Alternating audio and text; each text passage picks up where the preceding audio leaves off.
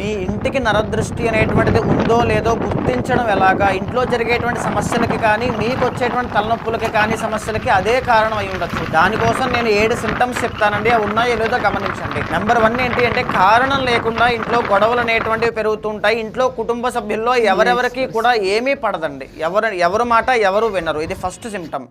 రెండోది ఏంటి అంటే డబ్బు ఎంత సంపాదించినా రూపాయి కూడా నిలబడదు. ఎలా ఖర్చు అవుతుందో, ఎందుకు ఖర్చు అవుతుందో ఎవరికి తెలియదు, ఎవరు దాన్ని ఆపలేరు. నెంబర్ 3 వచ్చేసి మీ ఇంట్లో తులసి మొక్క అనేటువంటిది వాడిపోవడం కానీ, పూజా మందిరంలో దీపము అనేటువంటిది తరచూ ఆరిపోవడం, కొండెక్కడం లాంటివి జరుగుతూ ఉంటాయి. నెంబర్ 4 ఏంటి అంటే ఇంట్లో ఉండేటువంటి యజమానికి కానీ, ఇంట్లో ఉండేటువంటి వాళ్ళందరికీ కానీ రాత్రి నిద్రలో కలలు భయంకరంగా రావడం, ఒకే కళ మళ్ళీ మళ్ళీ రిపీటెడ్గా రావడం కనబడుతూ ఉంటుంది. నెంబర్ 5 వచ్చేసి ఇంట్లో పిల్లల దగ్గర నుంచి పెద్దవాళ్ళ దాకా అందరికీ ఒకరి తర్వాత ఒకరికి హెల్త్ ఇష్యూస్ అనేటువంటివి పెరుగుతాయండి.